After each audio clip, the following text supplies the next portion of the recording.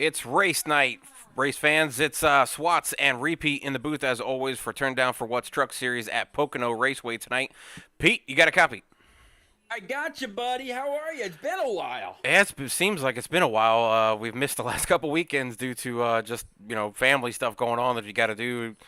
Family comes first. So Absolutely. definitely missed a couple races here. We haven't been able to get the booth together, but we are back for Pocono Raceway. Not a track that we are unfamiliar with. We've seen it a few times here in Turn Down for What, whether it's the Xfinity Series or the Truck Series. But tonight, I don't know who's probably the top dog. I would have probably said Corey Blevins or Josh Arnold, but right now during the practice session that's live on screen, it's actually Kyle Taub that's the fastest right now in practice. But they got two more laps of practice and they'll be headed down to qualify, and we'll see who comes out on top on this one. But Zach Meredith actually, never mind, just moved to the top of the leaderboard for the practice. But Pete, the standings for the Truck Series is insane. After this many races, we're 8 races into the 16-race season, and these guys are deadlocked at 7 points, separating the top 3 in the point standings between Josh Arnold, Nate Lehman, and Hunter Peach, all dividing the 7 points there. Nate Lehman and Josh Arnold are only separated by 1 point for the lead spot. So Nate Lehman's been on a tear lately. He's been winning in Xfinity Series. He's won over here on the Truck Series. I mean, he's just been sitting up in the top 3 pretty much every week, top 5. I don't know if Arnold's going to be able to hold him off. Arnold's been really consistent of being in the top 10, but Lehman's been tearing off the wins. Yeah, Nate Lehman right now, he's sitting P number 6 in practice. So it'll be interesting to see what kind of a race he has. Josh Arnold actually two spots ahead of him in practice right now, sitting in P number 4. And we both know that this is one of Josh Arnold's favorite tracks. When it came time to to actually make out the schedule and all the admins and some of the drivers were able to get together and put a schedule together for the season, Pocono was one of the first ones that Josh Arnold wanted. But if you think about the last time we were here, that Double Deuce did not have too great of a race. It was actually out pretty early, if I'm not mistaken. But then again, we're talking about guys like Hunter Peach, Zach Meredith, Byron Jones, Cole Snyder, a few of those other guys that are pretty strong throughout Turn Down for What, as you said, whether it's the trucks here tonight or the Xfinity Series with the one and only Rick James on Tuesday. But definitely looking forward to this 3-turn, 2.5-mile triangle. I've been saying it for weeks. I think Josh Arnold is one of the more well-rounded drivers that I've been able to see, and it's more over the time period of knowing Josh Arnold and how much he's changed from when we were on the console side of being that, you always saw him in super speedways. He was always that guy at the front, leading laps, winning races. You didn't see him too much in other races. You would see him here, flashes. But here on iRacing, I mean, it's consistent in the top 5. I mean, he's there.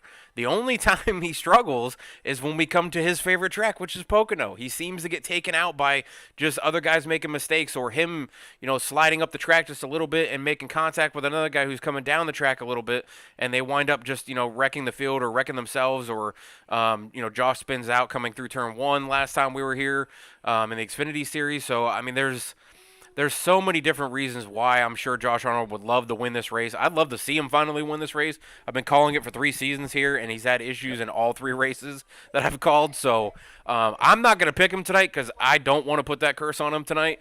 But he would be my front runner up here, but I'm not going to pick him. I just don't want to. I don't want to jinx it. If there's any reason anybody could say there's a jinx, I'm not going to put it in there. But I mean, there's some other guys. Corey Blevins, him and Josh had 2 races ago here at Pocono. They went down to the wire, coming down the backstretch, all the way down to the apron to try to get by each other. And I mean, it's all over the place. They've had passes all over the place. The track is really, really fast at a lot of different locations. For me, it's always turn 1 that's the trickiest for me, hence the name Tricky Triangle. There are 3 turns tonight, not 4. But turn 1 has always been my struggle. I just can't get through that turn to pull speed to go down to turn 2. Turn 2 and 3 I can figure out and I can make up time, but I lose a ton of time in turn 1. Some guys have struggled with turn 3. Some guys struggle with the tunnel turn in turn 2. I mean, it's like you can't master all 3 corners. But it's going to be crazy tonight. I think it's going to be a blast to see who can actually pull this off. Like I said, I've got my guy who I would like to see win this race finally. Kind of like Monday night, tomorrow night for HTL's iRacing League, I'm going over to Indianapolis.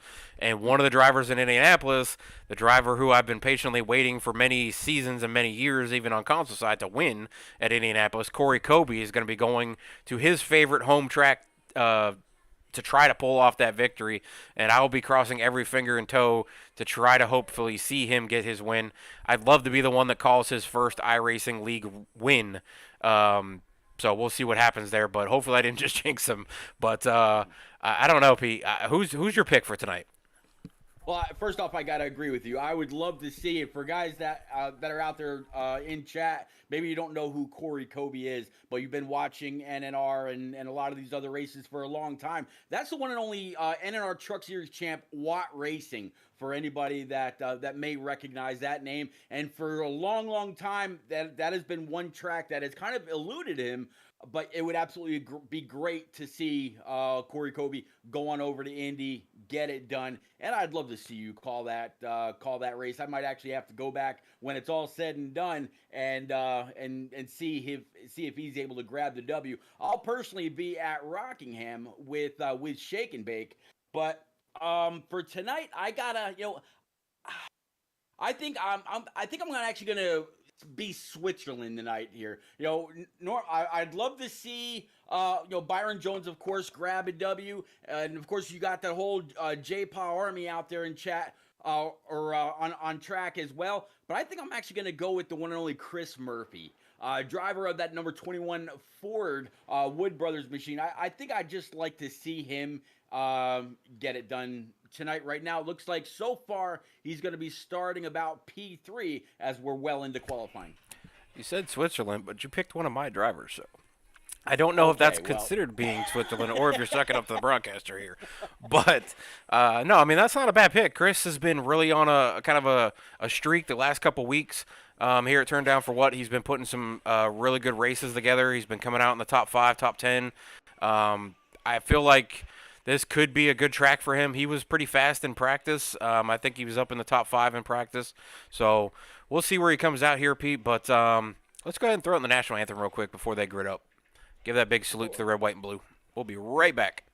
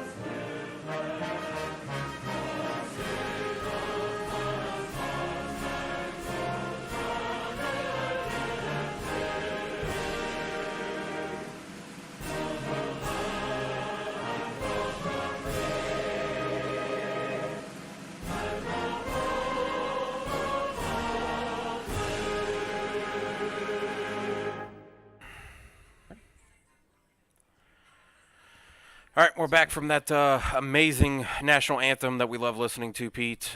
Big salute to all retired ex-military, or some ex-military like to say they never retire. That's right. So big salute to everybody, men and women out there that are in the services and first responders. But we are racking them on the grid, Pete, and so far it looks like the official gridding is going to be the one and only Hunter Peach gets the pole tonight at Pocono. Zach Meredith comes in second. It's going to be Kyle Top third, Jose Ruiz in that 23 machine who's been on fire lately. Sitting fourth, that Chris Murphy that you just spoke of, Pete, sitting P5 on the qualifying stand here. Jeff Ludnam, or Mike Honcho as we all like to call him, sitting sixth. Josh Arnold in that JPaw 2020 or 22 paint scheme sitting seventh.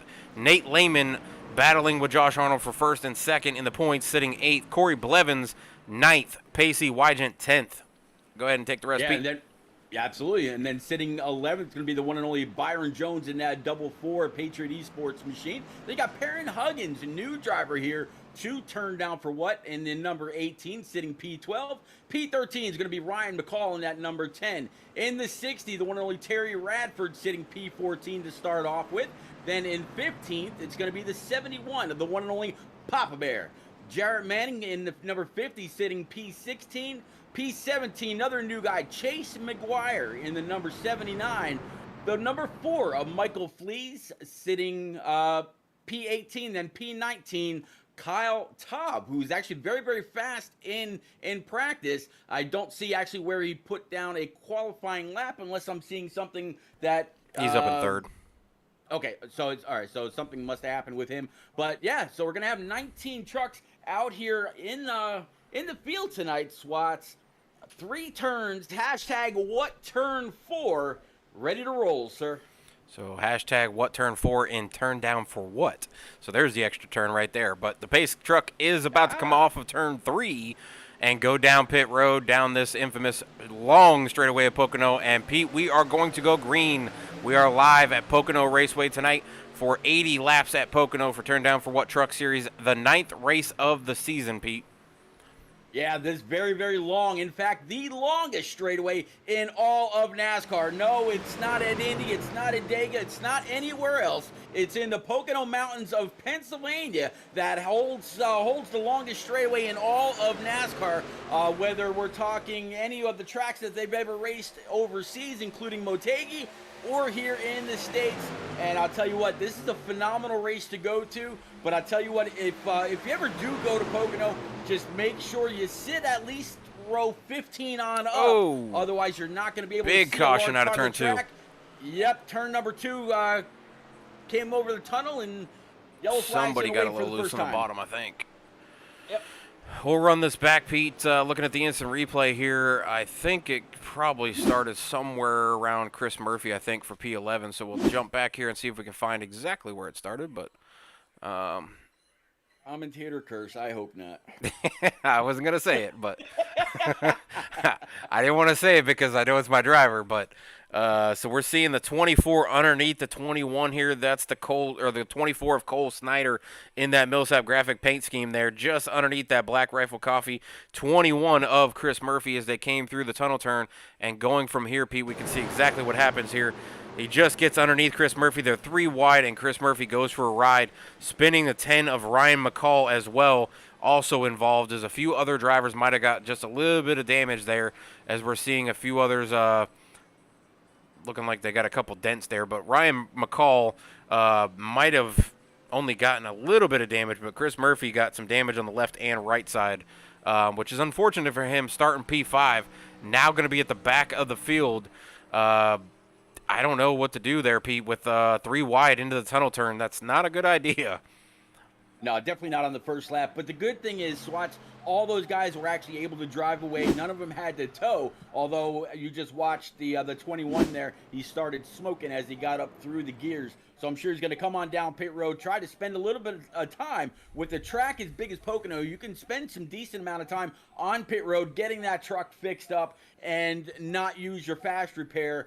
Yeah, he's gonna be a little bit further in the back, but man, this is only lap 2 of 80. Lot of racing left to go here from the Tricky Triangle. Yeah, this this track is definitely tricky. Like I said, I have the toughest time with turn 1. I can't ever figure this thing out. I wish they would just make it a complete oval and take out turn 1 and just make it turn 2 and 3 and just call those 1 and 2 and 3 and 4 and be done with it. But I know Josh Arnold, was a joke a couple of weeks ago, put out a fantasy track of Pocono where they connected turn 2 into the same triangle opposite into a figure eight, where the turn two you just go over each other in an overpass, but it would be giant. So we'd have 6 turns at least. But I, or no, I guess that would still be 4, wouldn't it? Yeah, it would be 4. So I guess that would be that. I don't know. I don't Yeah, think it would be good either way.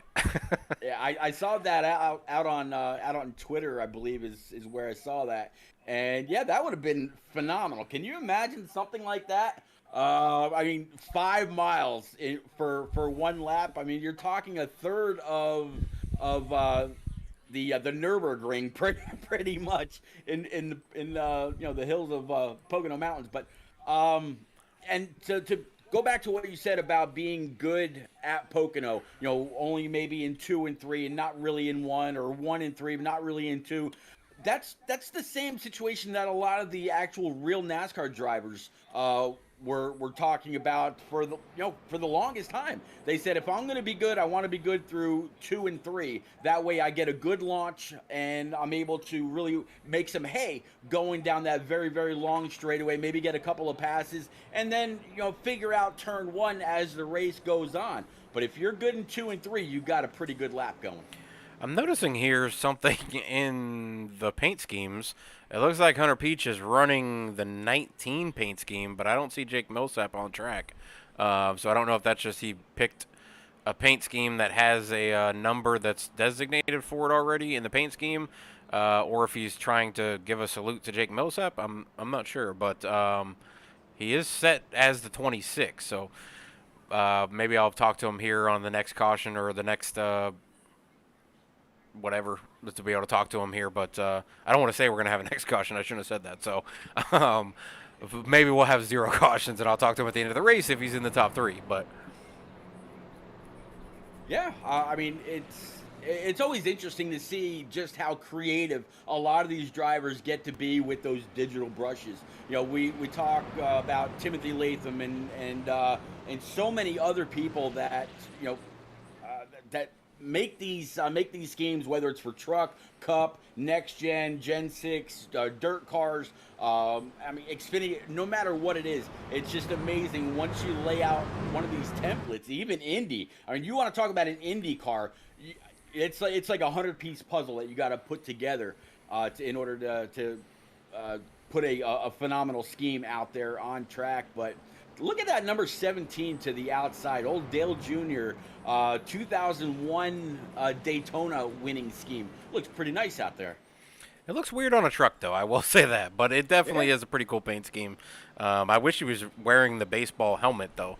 That would be cool. Yeah, he should have had the baseball suit and the baseball helmet, everything there. But I mean, it's still pretty cool. I don't know if I like it on a truck, but I mean, it looks like he's actually running it for the Thursday Night Racing League, as he's got the banner up on the windshield. So, but I got to talk about a few different drivers here that I noticed in these first laps or so that made giant moves. Josh Arnold made an amazing move down that first out of turn 1, picked up 4 positions to move up into 3rd. So as we go green again here, Pete, there's a lot of guys who've made a lot of moves. Josh Arnold up 4 positions, Cole Snyder up 5. They did just have the issue through the tunnel turn there. Terry Radford up 4 positions. Chase McGuire up 4 positions. Michael Flees up 5 positions. So there's a lot of drivers moving up through the field right now. And I'm only noticing a few of them that were up front that dropped. Kyle Taub, who started technically qualified 3rd, but he had to start in the back for some reason. I guess he missed the start of the race and had to start on pit road. He's actually moved up to 12th. Yeah, that's why I was seeing him differently in the running order on my screen, because I'm guessing he had to start from the pits. But how about old J-Pie? As soon as he came off of turn 1, his spotter yelled clear high, and he went on up and picked up, was able to find that hole and stay right there in P3. Hunter Peach able to go ahead and lead this lap. Zach Meredith P2, Josh Arnold, Jeff Lednam, and Jose Ruiz up 2 spots, with J-Pie now up 4. Jose Ruiz down 1. So a little bit of movement inside the top 5. Everybody, or almost everybody, guiding that outside wall, diving into 1. Yeah, these passes are going to come quick. They're going to pull a lot of draft off of each other. When you get to the back, you either make the decision to get low and peek out around that truck and let them know that you're there, or you just dive it in there and hope that they know that you're there. But a lot of guys like to just dive it in, but there's a few that like to peek out a little bit to say, hey, I hope you see me in your mirror. I'm back here. I'm a little quicker. I'm pulling draft. I'm coming. Don't turn down on me. But it has happened, and it will always happen in racing. Some guys just drive a little differently than others, and some guys don't check the mirrors, and some guys, just really want to just look out that windshield and pay attention what's in front of them and not look what's behind them. Really, you can't avoid anything if you're looking out the back. So, but I mean, once they get like they are now with getting single file, these guys are going to be pulling draft. You'll see like the car that's 6th or 7th, once they get in line, that's running extremely fast laps, all lined up like this, and they're pretty much lined up from 1st all the way back to about 15th. Yeah, I mean, everybody here on the lead lap up against the outside wall in one long conga line, which I haven't said in a very, very long time, basically just running their own race. But it's going to be interesting. The people that are furthest in the back that have the most amount of draft, they're also the people that are having to check up the most or maybe even tap the brakes in order to get the nose of these trucks to set in these 3 very, very different corners. So great job by everybody so far. Swats, a little bit of a pop quiz for you, if you don't mind. Can you name where the 3 corners at Pocono are actually figured after?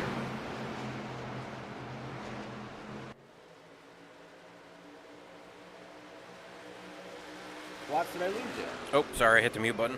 You're talking about the 3 turns of where they're configured from, correct? Yep, one of them is Trenton. I know that for sure. Yep, one is Trenton. I know I've heard it a few times. I know Shad's mentioned it a couple times. I can't remember the other 2. I know the other one's Indianapolis, and I don't remember where turn 1 is. Turn 1 is off of the Milwaukee Mile. That's right. Yep. So there you go. Yeah, there's a lot of. Is it turn 3? Yeah, I knew some of them. I don't know. I know 2 of them. Milwaukee, I always forget about because I never hear about Milwaukee anymore. I just always forget about it. Trenton, I heard about for so many times, and then obviously Indianapolis. You can't mistake Indianapolis. That's so that really is short term. Yeah, it's not hard to miss. My father used to talk about Trenton Speedway all the time, going to see a lot of people race there, and then of course Indy, the famed Brickyard, and yeah, Milwaukee. I didn't think Milwaukee had actually been around for that long, and turns out that track actually has a pretty big history. And then it's funny. Somebody tried to stump me in an SRN race a couple weeks ago when I was broadcasting with Greg Olenek, and they said, "Can you tell me who actually owns the track?" There's a guy that's in PA in a private profession that owns Pocono Raceway. So yeah, it's actually a doctor in Pennsylvania that owns Pocono Raceway. I thought you were going to say Milwaukee. I was like, no, can't name that one. No, I don't know who owns that one. No, not at all. Yeah, it's the doctor, kind of a Joseph Matoli. There you go. There you go. He's the founder and owner of Pocono Raceway. That's right. Dr. Matoli died a few years ago, but yeah, his family owns Pocono Raceway. So it's like one of the few tracks that's not actually owned by any of the big NASCAR conglomerates, ISS or all these big whatever. Corporations that come in and take over. Yep. Yeah. So there you go. Like, who is it? There's one guy that owns like 7 or 8 different tracks or something like that, and it's kind of crazy to own that many tracks. Owns a few, and yeah. Yep. There you go. But, I mean, looking on the track, though, Zach Meredith has been just all over the back of Hunter Peach. He's looking low now, but, I mean, he's been riding on that back bumper, and he takes the lead from Hunter Peach as they go into Turn 1, which draws J-Paw, Mike Honcho, and Jose Ruiz right to the back bumper of Hunter Peach as they go by. That little bit of side-by-side time brought them right back into this. They had about a car, maybe 2 or 3 cars, between them, but once Meredith went side by side, even though it was a quick pass, it looked like Hunter kind of gave up the position to him. It still drew the rest of them right back into this. And I don't know that there's a bigger shark in this field that you want to be drawn right back into the top spots here, other than that number 22 of Josh Arnold, who's sitting third right now. And I'm sure Hunter or Zach is probably listening and hearing that shark Jaws music, that dun dun dun as J-Paw is coming through. I mean, Pocono is a track that you always see him just right up at the front, if not leading. He makes moves. He just knows, like, feels like and seems like he knows every inch of this track. But he's had terrible luck at the track with guys, bouncing it off the wall in front of him, or him fighting with for the lead, and the two guys coming together, or just all kinds of things like that. Just has terrible luck at the track. But I know he wants to win this race, and I think he has a shot. But I'm not picking him, so I'm not gonna jinx him. Yeah, Zach Meredith, he started P number 2, running P1 right now. You caught the pass that he made on Hunter Peach, and yeah, absolutely pulled everybody right back in. But if you go back behind the 17, what we're seeing on screen as the 19, which is actually the 26, the 22 of Josh Arnold, Jose Ruiz, and Jeff Ledna, which is your top 5. Pacey Widgeon and a few of the others are starting to fall back just a little bit. So we no longer have that really, really long conga line that we saw earlier. It's broken up quite a bit due to different wear, different strategy. Maybe some people saving fuel, maybe some people getting a little tight, maybe a couple people that got some damage in that very, very early caution. But the field is definitely very spread out now. And Pete, I gotta do this to you. I've been told by my team driver to correct you. That is not Widgeon. It is Wygent. Yeah. You said Widgeon again. Did I say Widgeon again? Yeah. I'm sorry. Sorry. I think he's corrected us a couple times, and he told me, he was like, tell him to stop saying it. I was like, all right, I'll correct him when I hear it. Yeah, widget is easier to say. Like, I'm not a widget. I'm Wygent. It's Whiterty. Okay. I apologize. Yeah, we'll. I'll tell you what. I'll just go back to your old NNR. Okay. Okay, God Power. Yeah, but yeah, I mean, he's up 5 positions. He's the only other Toyota besides Parent Huggins newcomer in the 18 tonight. Usually Hunter Peach runs a Toyota, I think, over in the Xfinity Series, but he tends to run a Chevy in the trucks. So normally you get guys who stay true to one manufacturer, but I don't know. I've always drove the Toyotas, and coming over to iRacing, I again started driving the Toyotas, and I really like the Toyotas, but for some reason I never can find speed in the Toyotas. But I've switched to a Chevy. I can find speed, but I just love the look of the Toyotas. And now with these new Toyota TRD Tundras, I mean, they look even better to look at. So I mean, I don't know. I think it just depends on how you feel in the truck or the car. Any manufacturer out there. I know a lot of guys who say, oh, Fords are the best, or oh, Chevys are the best, or Toyotas, or whatever your make or model or manufacturer you like, or whatever. But I mean, 2 Toyotas in the field, that's a heavy amount of Chevys and Fords, as the rest of the field is all lined out with those.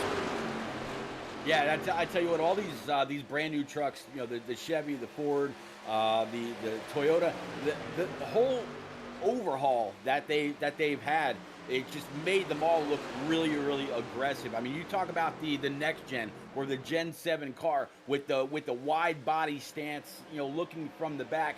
They all just look super aggressive, super wide, super low to the ground. And I tell you, the body styles that NASCAR has put on these cars and trucks this year are a lot of fun to look at. And, man, they look like they've been a lot of fun to race as well. I mean, just look at the front end of that thing.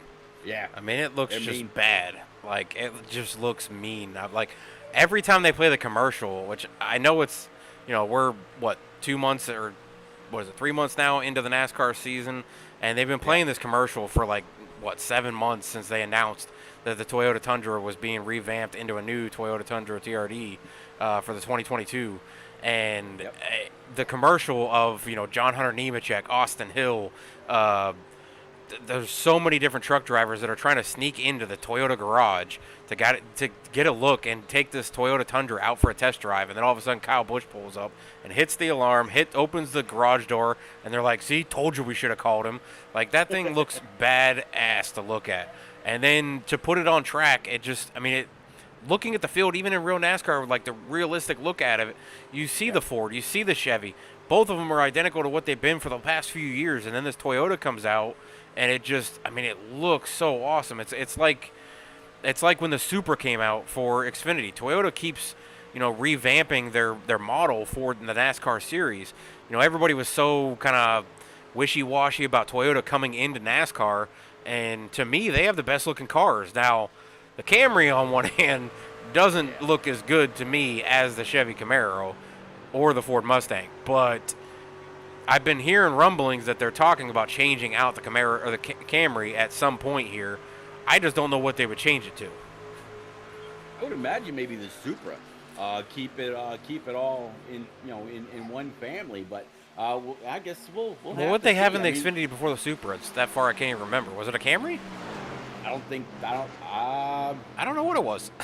It was a Toyota though.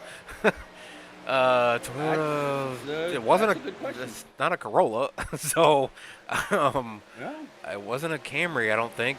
I guess viewers, anybody out there watching, can you remember what the Toyota Xfinity car was before the Toyota Supra came in? We're having kind of an old man brain fart here, me and Pete. We cannot remember. So if you have any viewers out there, if you can remember, what was the car that was the model that was selected for the Toyota manufacturer in the 2017 season before that? Yeah, I would imagine. Yeah, I think the first time Supra came out Was it 18 or 19? it was. Must have been 19. What year was the first Pro League? Was it 19? Oh no, that had to be 18. Okay, So it was probably 18 or 19 then. Okay, because I actually went to Levine Family Racing to meet up with HD and Bear and all those guys, and they had the new Supra in the shop. So I whatever year that was, that's when that was. Yeah, action on So track though. Whatever year Pro League season 1 was. Yeah, I can't remember. Well, I'll have to ask maybe Jose Ruiz since he's in the field. But yeah, I mean, I don't know. I love the look of the Toyotas. There's a little bit of a rumor mill going around about Kyle Busch maybe possibly not driving for Joe Gibbs next season and not driving for a Toyota either. But the rumblings and the rumors, Toyota came out and said that they would not like to see him drive a different manufacturer, that even if Joe Gibbs does not come through, that they'll figure something out to get him on a team with Toyota. Because he's meant so much to the Toyota designs and everything else that's came out.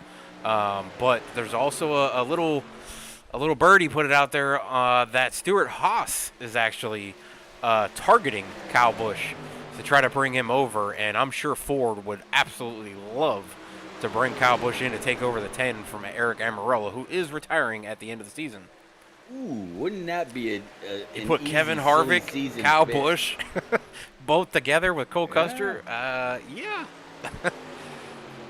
But I know Toyota hasn't been happy with Joe Gibbs Racing the last, 10 years of letting Greg Biffle go, letting Carl Edwards retire, or whatever you want to call he did, letting Eric Jones go, letting Daniel Suarez go.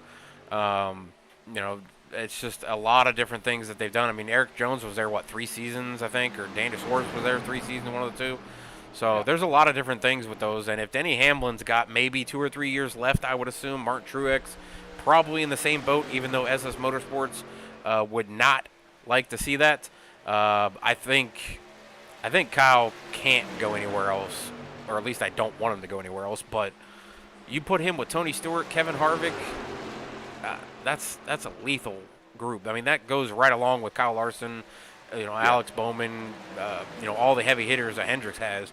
You put Kyle Busch and Kevin Harvick, 2 guys who are very, very much veterans and won a ton of races on the same team together. That's a crazy amount. But there was also little rumors that Denny Hamlin may switch out Bubba Wallace and go to the 23.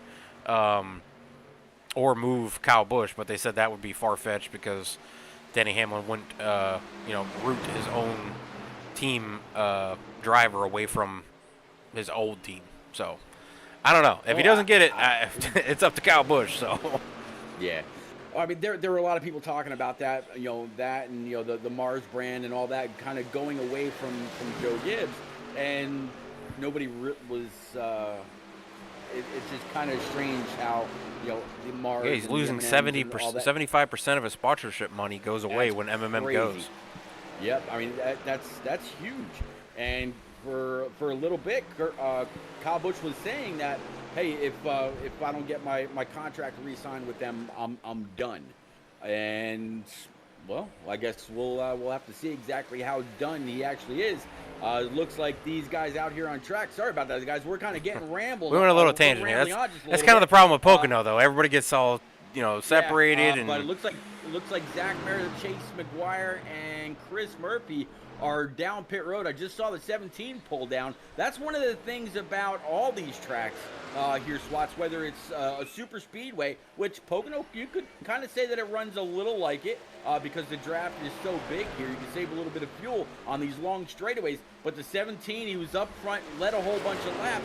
He just came down pit road, which gave the lead over to the double deuce. Of course, we're talking about Josh Arnold now in his number 22 Ford F-150. Hunter Peach now P2. Jose Ruiz up one spot since qualifying. Cole Snyder and Byron Jones both up 7 spots since the race started. That's going to round out your top 5. And here comes that 26, or again 19, and the 22 down pit road to the attention of their crew for those 4 brand new Eagle Feel Goods. Go ahead and fill it up and then come on back out. So with that early caution, I would say that these guys are able to go. What's the lap count here? that's 23, 24. So you're probably looking at about 21 laps of fuel per run, give or take. Yeah, with that early caution. Yeah. Yeah, I don't know. Some guys pitted early. I was kind of surprised to see Zach Meredith go without Josh Arnold and Hunter Peach. They were all lined up, really, really close to each other with Pacey Wygen and Jeff Ludnam and those guys, and they kind of all bailed off and did their own thing. They didn't really, work together, which was kind of surprising. Oh, and there's a whole mess of cars trying to come off of pit road there as it went into turn 1, and that was very close. It looked like Jarek Manning slid up in front of somebody there. I think that was Zach Meredith he slid up in front of. So, but yeah, it's tough. I don't know what the actual strategy is. And, I mean, if it's fuel mileage, I would probably say Hunter Peach and Josh Arnold are 2 to watch for the fuel mileage. It seems like they pay attention to that really well, and they do a very good job at fuel saving. Obviously, Zach Meredith is more, pedal to the floor, go as fast as possible. I don't really see him ever really paying attention to fuel strategy and stuff like that, but he did come a lap earlier than everybody else. Yeah, he did. So it should be interesting to see exactly how much time he gains in that one extra lap. Although, again, I don't know if it would be all that much. Now, if he pitted 2 laps early, he might have got a little bit of an advantage. But as all those cars came up on the 22 of Josh Arnold as he was coming off pit road, he stayed down low. So all those guys getting very, very tight and bunched up going into turn number 1, that had nothing to do with Josh Arnold. He gave them all kinds of room. That way, if they were able to motivate around the outside of him, they had plenty of room to do so. Yeah, definitely. Josh Arnold, though, I mean, he's kind of on a tear right now. I mean, he's one of the faster trucks on track. He's been running extremely fast laps. Actually, he just ran the fastest lap of the whole group that time by. And Kyle Taub's out there. He pitted just now, so I don't know if he's going to be sitting there still. Mike Campbell, Papa Bear, he's out on 23-lap old tires, still running laps. Ryan McCall just came down pit road, so he's going to get passed up here for the lead. So that should put Pacey and Josh Arnold in 1-2. Pacey pit 3 laps early than Josh Arnold. Jose Ruiz on same strategy. Jeff Ludnam, Perrin Huggins, they pitted on the same lap as Pacey Wygant on 6 laps ago. And then the rest of the field's pretty much 3s and 4s, same as Josh Arnold. So they all kind of pitted a little earlier than the rest of the field. I don't know what that means. I don't know if that's strategy. I don't know if that's enough fuel or if they're counting on another caution, or I don't know. But Pacey Wygant's out on Josh Arnold by about a second and a half, but Josh Arnold is closing in a little bit. Yeah, when you talk about Josh Arnold putting down the fastest lap of the race, we're talking about a 55-24, and we saw that it was wide open track. It wasn't a draft lap or anything like that. So all that clean air on the front end of that double deuce just went to show why Josh Arnold really likes Pocono. He is bad fast around this place. It'll be interesting to see as the night goes on if anybody's actually able to top that. That's a blistering lap in one of these trucks. Oh, yeah. I mean, the fastest lap is Hunter with the 55.233, but, I mean, that's a couple hundredths off. Yeah, I mean, it's only a couple hundred. So, I mean, if you're running 55.2s, you're bad fast. I mean, Arnold being a 2.5 or 2.45, Hunter Peach running a 2.33. Who else is in the 2s? Mike Campbell, Papa Bear just ran a 2.76 earlier. Yep. Jeff Ludnam ran a 2.85. So there's only four guys in the 2s. The rest are 3s and above. Yeah, I'm just going through, like you said, some of the best. Pacey, his best is 55-35. We just talked about Josh Arnold with a 55-24. Hunter Peach 55-23. We're just talking hundredths. Looks like when the 71 of Pop Bear came on down pit road, I'm going to guess either a speeding penalty or something happened with tires. It looks like he is stopped in his stall, not going up on either side. So Pop Bear serving what looks like a black flag penalty. And that's going to be very unfortunate for Papa Bear, as he was right up there towards the front on these long green flag lap style that we're having.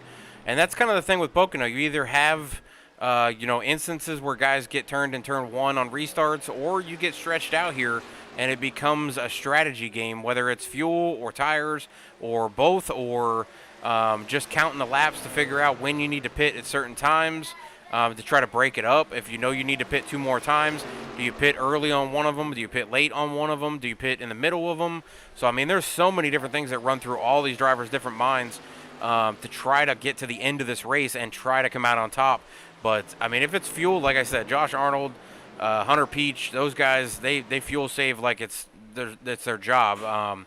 We've talked about this many times, and I still think it's one of the greatest moments for me broadcasting, but J-Paul winning that Talladega race, fuel saving, completely out of gas, out of turn 4, and rolled and coasted in neutral all the way to the finish line with a 35-second lead, all the way down to, I think it ended with like 3-second lead. It took him that long to go from turn 4 all the way through the tri-oval, essentially, all the way to the other side, because the finish line is not in the tri-oval at Talladega. So he had to go an extended amount of time compared to Daytona to make it to the end, and he squeaked through and eventually, just completely stopped the truck about 50 feet past the finish line, because that's all the further he could go. He was just creeping and crawling as he was going to the finish line, but he actually pulled it off. So if there's somebody who can pull off, at a Pocono Raceway, that's his favorite track, I would imagine it's probably Josh Arnold. Absolutely, and as you just saw there live on stream, the 22, he was able to catch up to the 00 of Pacey Wygant and get on by him. He got up, caught his draft, was able to pull side by side, and was able to get on by. Pacey saw that he ran him down. It wasn't all draft. Draft did play a part in it, but put that double deuce in the lead. He's got all kinds of clean air on the front of that Ford now. The rest, I think with that pass, he just put the rest of the field on notice. Yeah, Pete, I had to look it up because it was bothering me, but it was a Toyota Camry. Okay. Before it went to Toyota Supra, so and they were ugly. I will say that. So I've heard different rumblings that Toyota Camry may be getting swapped out at some point, but I really don't know what they swapped to for a Toyota other than a Supra. But then you already have the Supra in the truck or in the Xfinity series? So don't you want 3 different car makes uh, to be in there? I don't know. You got the Tundra, you got the Xfinity car or the Supra. You want to put a different model in there? That's what I would think, but I don't know. We'll see. Yeah, it'll be interesting to see what the marketing guys come up with and what they feel is going to be the best. The old saying, race on Sunday, sell on Monday. So, hey, um, whatever they come up with, I'm sure there'll be a great strategy behind it. Yeah, looking at the track, I'll pull up the track map here so you guys can see exactly what we're talking about with everybody being spread out here. I mean, you can see the leader coming out of turn 3 going across the finish line. And, I mean, granted, the dots look like they're close, but they're really not. I mean, Josh Arnold and Pacey are separated by a second. Pacey and Hunter are separated by a second. Hunter and Cole are separated by just over a second. Cole and Byron, who sits P5, is separated by 3 seconds. Then another second to 6th place, and then another second back to 8th place, and then 5 seconds back to 10th place. So there's some big gaps mixed in here. And I mean, even Josh Arnold looking at, he got by Pacey within a few laps of coming out from pit road, and he stretched his lead out, and he keeps gaining more and more laps. He's over a second now. And he just continues to stretch that lead even further and further every single lap as they go by. And if it's a green flag run all the way to the NP, I don't see anybody really making up that much time on him, especially if they stay on the same pit strategy as him. Coming down early, obviously Pacey moved up to second. I believe he was about 5th before the pit cycle started completely. And obviously he's going to be second right now, but he's 14 laps into his 23-lap run, so he's only got 9 laps left before he initially is going to pit again. How far does he fall? Does he fall out of top 5? I don't think so. Yeah, it's going to be interesting. I mean, I went back and I looked at the pit time between Josh Arnold and Pacey Wygant. Josh Arnold had a 14.88 stop. Pacey had a 14.23. Hunter Peach, he fell way back. I think he might have maybe blew the pit stop a little bit because he had a 16.1, and then Cole Snyder had a 14.2, followed by Byron Jones with a 14.5.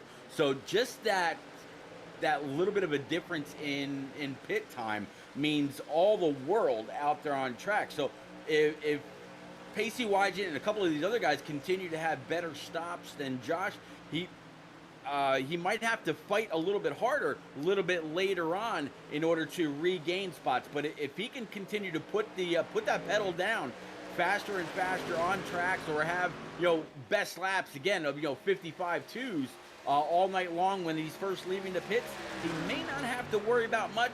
We might be talking to that double deuce at the end of 80 laps.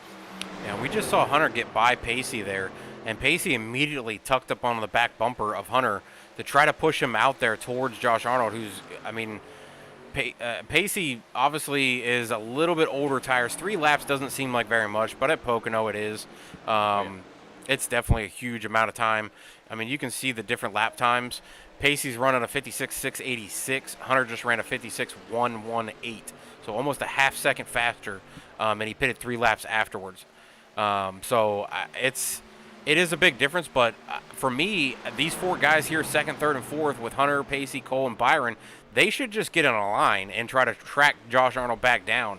Once they get by each other, they're just separating and getting, just as much of a gap between each other. Sticking together and getting in that 4-line group together, they will carry so much more speed down these straightaways to really track down Josh Arnold. But Hunter running these fast laps, I mean, he just ran a 10th faster than Josh Arnold by himself, essentially. Doesn't really have a whole lot of draft on there if he is getting anything from Pacey, who's about a second back from him, to push him towards Josh Arnold. So he's still making up a little bit of time, but I feel like if the 4 of them would have gotten together and lined out, they would have probably run down Josh by now. Yeah, it's very possible. And you mentioned second, third, and fourth, and fifth. How about third, fourth, fifth, and sixth? Pacey Wygant, Cole Snyder, Byron Jones, and Perrin Huggins. Each of those drivers up 7 spots on the night so far. Hunter Peach sitting P2. He started on pole. He's only down 1 spot. Josh Arnold up 6 spots from where he started. And a little bit further back in the field, the 79 of Chase McGuire also up 7 spots. The number 4, Michael Flees, also up 7 spots. Then Terry Radford in his number 60, sitting P11 right now. He's up 4 spots. So there's a lot of guys that have actually made some pretty decent improvement from where they qualified, either through pit stop time or just figuring out this track as that long green flag run went. As we get closer and closer to halfway through this race. Yeah, and pit stops should be coming up soon. Pacey now finishing lap 18 of this run.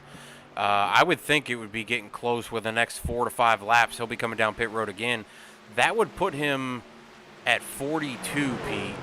And from there, he's going to have to stop at least one more time to finish. I don't know if that's enough. It'll be close. Yeah, I know Pacey. He's got a pretty decent little rig. He might be trying to save just a little bit. When you're off the throttle, getting into one, going down that hill, you can clutch it, save just a little bit of gas. The same thing going into turn 3, where you're waiting for that truck to settle, get on down to that low line before you get hard back onto the throttle again. You can save a little bit of gas there as well. So we'll have to see if Pacey's done the math in his head, or if he's got anybody helping him out, Ferret or maybe somebody else to kind of guide him through. Say, hey, look, this is what's going on. If you stay green, you're going to need just an extra little bit of fuel. And Pop Bear was out there in chat. He did indeed say that he got a black flag after the last pit stop, rather, as well as Mama Balls out there in chat as always.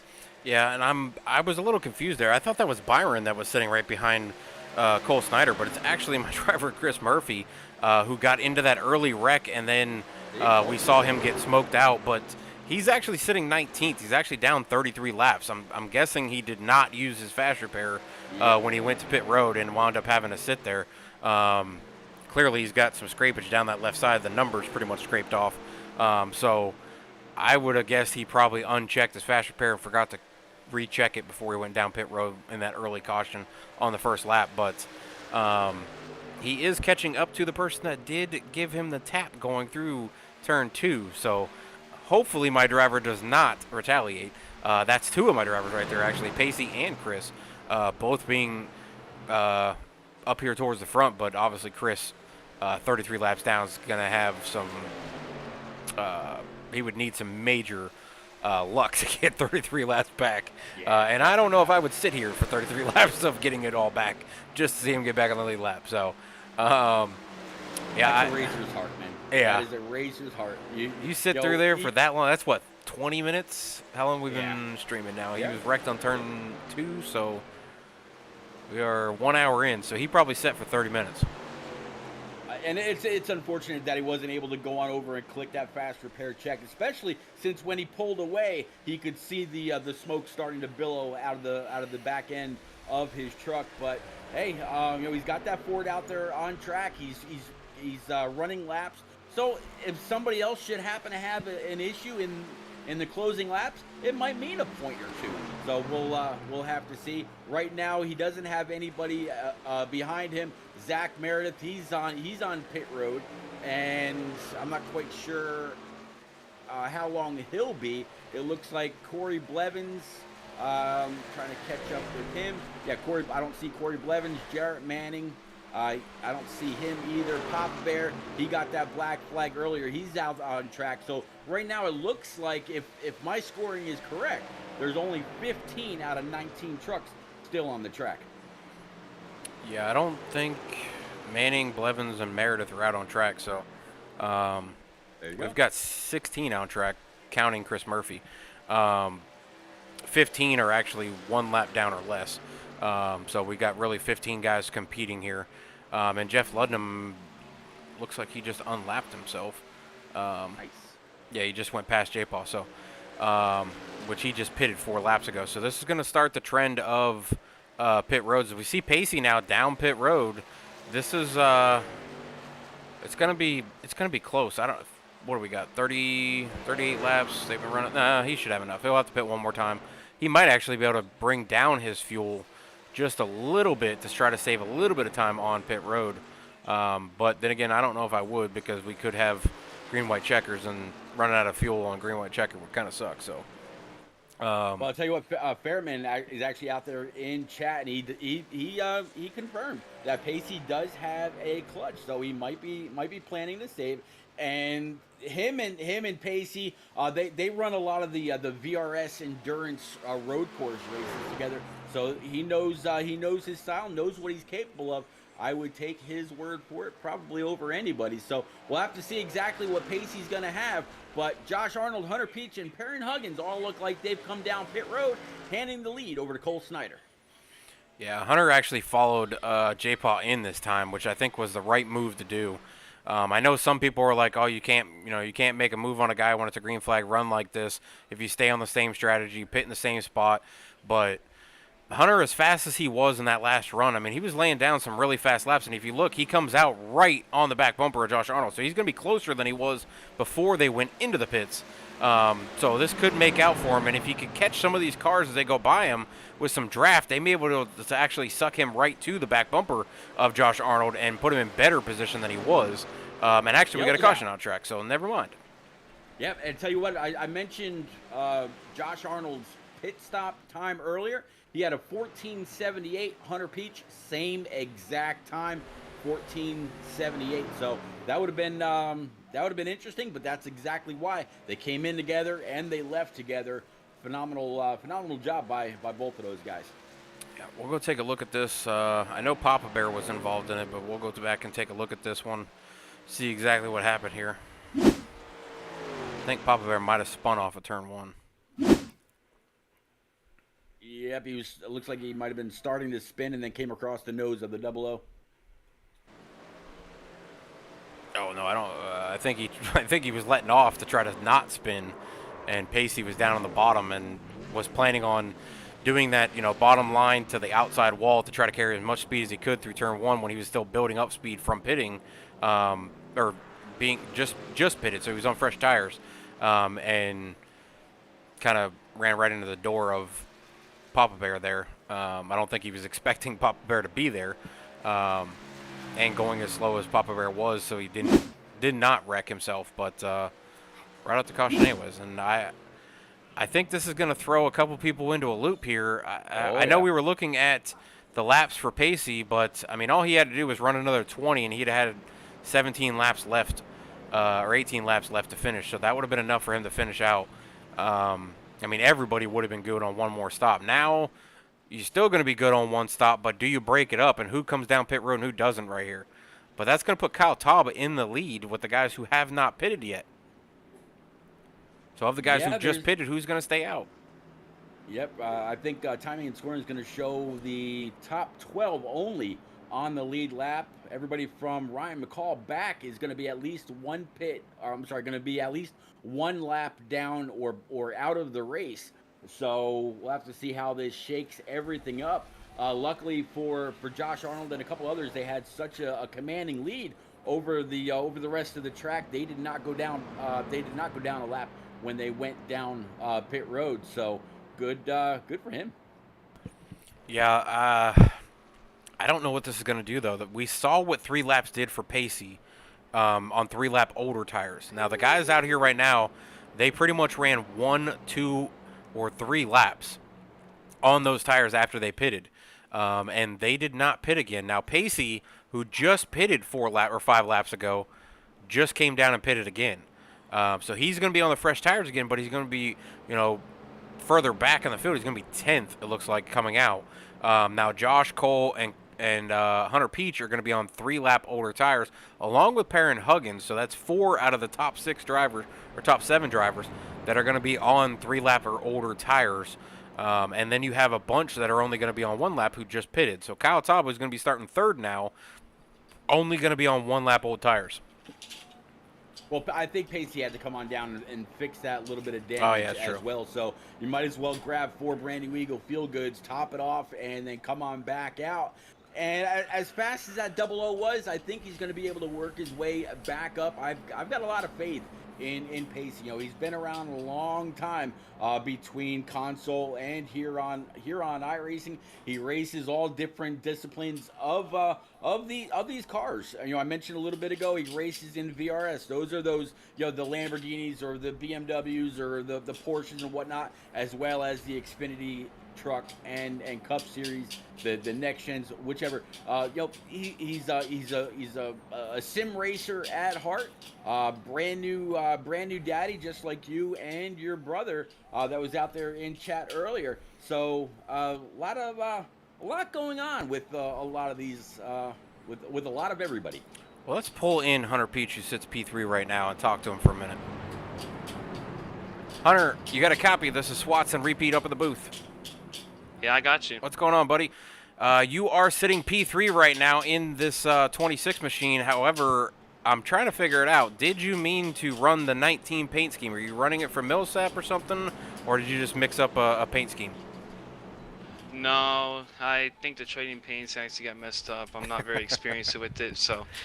I mean, on my end, I did 26, but from what everybody else is telling me, it's the 19, so it's not intentionally supposed to be like that. Well, just tell everybody you're running it from Millsap. I guess you could think it that way.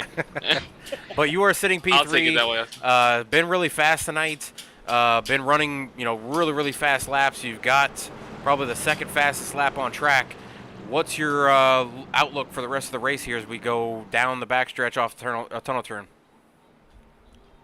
Not make mistakes and be clean on the restarts. Very short list. So, what are you going to do to try to combat against J-Paw's fast truck? Try to outthink him, maybe play some strategy, and maybe hopefully he goes green. Well, I will give you as much luck as I possibly can, as that is a strategic mind up there. No, don't do that. No. So don't do that. We know how that goes. Yeah, I know. I haven't picked anybody tonight, so I'll send you back up to the general chat so you can be up there for this final run here, hopefully. Good luck, buddy. Good luck. Oops, wrong general chat. Is back out 24 and 22. Hard on the throttle, 19, 18, 16, and that 44 of Byron Jones going to be your top six. Everybody barreling off into turn number one. You got to love these side-by-side restarts all the way through. Different lines, different braking points, or different throttle points, I should say. Nobody really hitting the brakes. And just like they went into 1 and 2, a lot of them still side by side, but now everybody chasing Cole Snyder. All kinds of clean air on the front end of that 24 Chevy. Yeah, Cole's got his teammate with Josh Arnold there. I don't know if Josh rides behind him if they go green the rest of the race. I know Josh really wants to win this race. I'm sure Cole does too, but I don't know what happens here. I would probably say, as we normally say, all rules or teammate theories go out the window when it's the last lap. So I don't think Josh would do it to Cole, but I'd kind of like to see it actually be done. If the two of them as teammates, if they'll just go into it saying, hey, if you bump me, you bump me. If not, it's okay. We're still friends at the end of the race, but do what you got to do, and I'll do what I got to do. Yeah, these guys have been racing together for a very, very long time. They raced back in the old Dirty Mo days. They were in NNR together. They obviously turned down for what? I mean, these guys have been around NAOR, of course. They've been around each other for a very, very long time. I'm sure they've had their beats and bangs and bumps and bruises and scrapes over the years. And it'll continue on, but it's good to see the tight knit friends that stick together, year after year. That's why we always call a lot of these leagues communities, because they're more like family, more like friends as you get closer and closer over as time goes by. Yeah, Pete, let's take a look at Pocono a little closer, and let's do a little crank it up and crank this up. We'll go silent for a lap or two here. We'll switch between different drivers, switch between different views, different camera angles. Just give the guys the viewers out there a real perspective of Pocono firsthand from all these drivers as they keep running as we're going into lap 50 here. Absolutely. If you've got a surround sound system, guys and gals, go ahead and crank it up.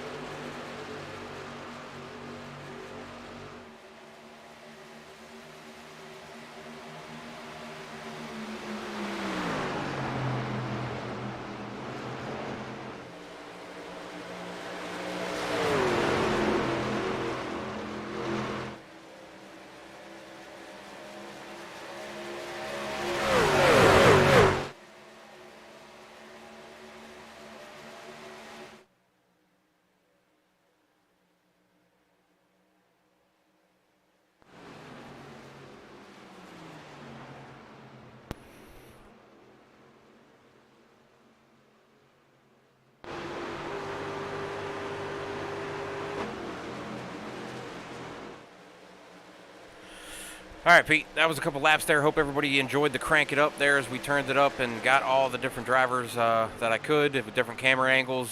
Seen a couple of different shots from the nose, cockpit, gearbox. I mean, I clicked on every single camera I could find in this thing to give everybody a little bit of perspective of what they see on track, what these drivers are having to deal with on this tricky triangle as the track, different bankings and, the different ways the turns are sharp, they're longer, they're more flat but stretched out. There's all kinds of different ways. And we saw Hunter Peach trying to make a move on Cole, and then we saw Cole actually hold on to the position and then get right to the back bumper of J-Paw there. And we saw a little snaking down that turn 1 straightaway to turn 2 where J-Paw was trying to break the draft and Cole was trying to stay on it and then tried to go outside of him to try to carry the momentum through, and it did not work. Yeah, no, J-Paw able to get on by Cole Snyder and take the lead just as we went to that crank it up section, and has been able to pretty much hold on to hold on to the lead and hold off any charge by Cole or Hunter or anybody else. But yeah, it's pretty interesting to see them snake all the way down the front stretch just like they do in real life, trying to break that draft. This place is very, very aero dependent, so you need to have all 4 fenders on your truck working the way that it needs to in order to be fast around here. J-Paw, he was leading earlier, and he's got a little bit of a train now. He's got a good group of 5 or 6 trucks, but yeah, we'll have to see if he's still where he wants to be when it's all said and done. Working lap 54, working lap 55 next time by. Yeah, Josh Arnold out of McGee, Mississippi here driving this 22 Ford. We always call him J-Paw. It's probably never going to change, but you never see him in anything besides the 22 either. Cole Snyder driving that 24 out of Hazleton, PA. The Chevy man driving that Millsap graphics paint scheme. Hunter Peach, no details on Hunter Peach driving driving a Chevy out. Supposed to be a 26, but he's driving the 19. We kind of messed with him saying he was driving for Millsap tonight, who's not in the field, but he said he just made a mistake in trading paints. Perrin Huggins in the 18th, no information on him as well in SDK. Brand new driver to turn down for what, so I'll have to get with him to get into SDK and put that information in. Byron Jones, your driver, Pete. Yeah, Byron Jones rocking that 44 A10 U.S. Air Force Patriot Esports machine. I tell you what, that Silverado looked pretty good. Hopefully he can continue to work his way up. He's now sitting, I think before he was up 7 spots, now 9 spots. Sitting in 5th, rather. No, still up 7 spots. Sitting in 5th. Kyle Taub right now sitting in P6 in his Ford. He's down 3 spots. Go ahead and say that where one, he Pete. first started. What's that? Go ahead and say where he's from. Kyle Taub? Yeah. Loxahatchee, Florida. Okay. Thought I'd give you a tongue twister. Yeah, no, Loxahatchee, Florida. And then behind Kyle McGuire, again, a new driver, 2 turned down for what? Doesn't look like we've got anything on him. Casey Wygen, I know he's from upstate New York. He's in that 00 old buckshot number. No info for his Toyota. In P number 9 is going to be Jeff Ledham, old Mike Honcho. Looks like he's going to be out of Easton, Maryland. And to round out your top 10, Jose Ruiz. I know he's out of the long state of California. Sacramento, to be exact, in that 23 Ford. Yeah, that's our top 10 running order right now. And, Pete, the top 6 here are just nose to tail. Nobody really trying to make moves. You see some guys kind of dip out, maybe try to make a lower entry into the corner. You see Byron trying to get underneath the 18 of Perrin Huggins here. But I don't know if he'll be able to make it out of the straightaway here to turn 2 or make it out of tunnel turn of turn 2 if they are sideways. We saw earlier 3 wide was not going to work. We'll see if 2 wide can make it. These 2 are banging doors as they go into turn 2, though. That's definitely not going to help. Yeah, they were. A little bit of side draft, almost gone wrong. Just a little bit of door action. No harm, no foul. 18 able to keep the spot. 44 is still very, very close. 16 continues to push in the back end of that 44. So great battle back here for 4th, 5th, and 6th. It was weird seeing Byron there try to make that move. And I talked to him before the race, and I told him, there's cones up on the fence to help you go through turn 2. And if you can let off and start turning the truck right at that last single cone up in the fence. That's usually how I make my time through turn 2, is I let off right there at the single cone. I let it kind of coast down to the bottom, and then as it just gets to the apex of the turn, I get back into the gas, not stabbing the gas pedal. You just, kind of squeeze it down like you're squeezing a lemon, and it'll just shoot out of turn 2 like it's being shot out of a cannon. But it doesn't work when you got a guy on your outside pinching you down to that bottom line. No, not at all. You need a lot of the track because that turn two exit wall comes up very, very, very fast. But yeah, going into turn 1, you see 3 cones, sticking out of the fence, 3, 2, and then 1, kind of counting you down into the turn. Same thing in the tunnel turn number 2. Not so much in turn 3 because it's so wide and so sweeping, and you really don't carry a whole lot of speed down that short chute between turns 2 and 3. But great racing by everybody tonight. We had one quick caution in the very, very beginning, one a little bit later, just after while pit stops were underway. But other than those 2 cautions, not too bad. So 22 leading, 22 laps remaining. Swats. Yeah, Pete, and we should have green flag stops coming up again as these guys are running their 17th and 15th laps, respectively, for their pit strategies here. So nobody can make it to the end. So they're going to have to make a pit stop here. But 22 is about the pit window. So we're within the pit window to finish the race. Who's going to be the first to come down pit road? Who's going to try to split it? Who's going to try to go as far as they possibly can and run out the fuel to minimize the amount of laps that they have left and only take that amount of fuel to narrow that pit stop? And who's going to maybe, try a 2-tire stop to try to gain that 8 seconds of time on the rest of the field? If they run it completely out of fuel, that would be close to, 15 to go? If you go 2 tires, you go short amount of fuel that you need to finish the race, you gain that 8 seconds. If you're one of these top 4 drivers, do you try a strategy? Do you try to mix it up, or do you try to stay on the same strategy? This is where that theory of, if you stay on the same strategy as the guy in front of you, you'll never get around him. This is where you can make up spots, is pit road, when you're so close like this and this track is so hard to make passes on. I tell you what, if anybody's going to come on down pit road, I would say from Hunter Peach on back.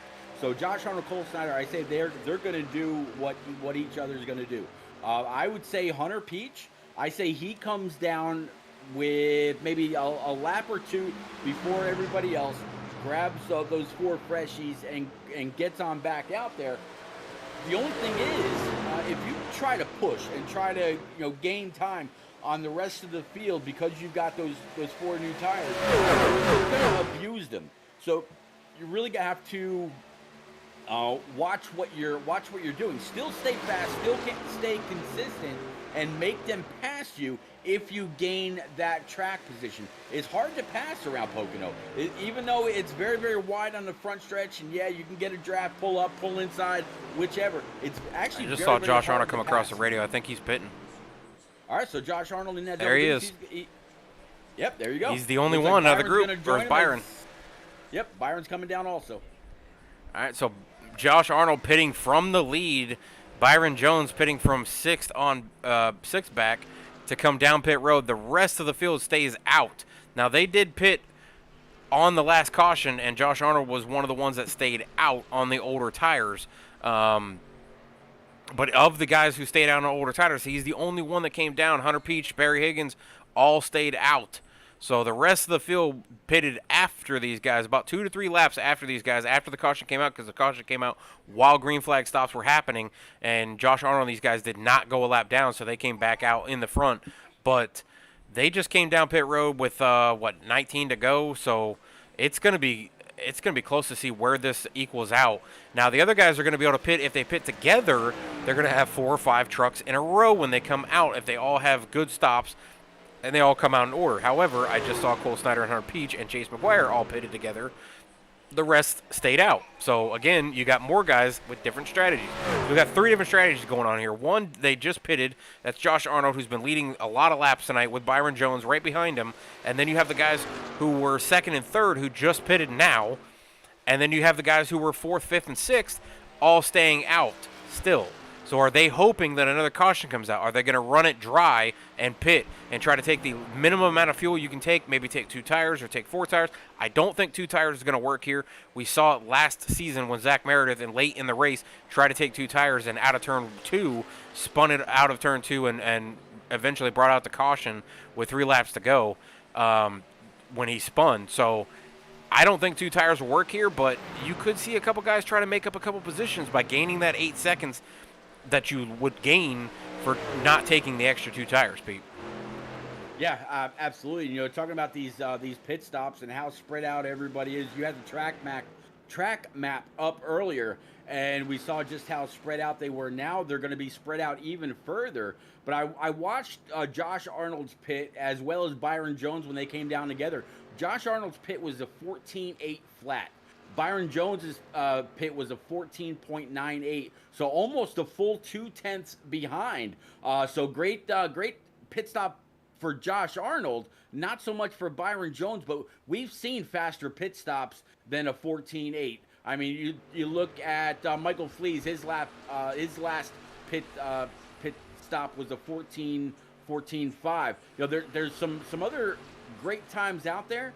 It's all about hitting your mark, being as aggressive as possible, coming on down pit road without getting that black flag, and then having a great exit as well. So we'll have to see how this all shakes out.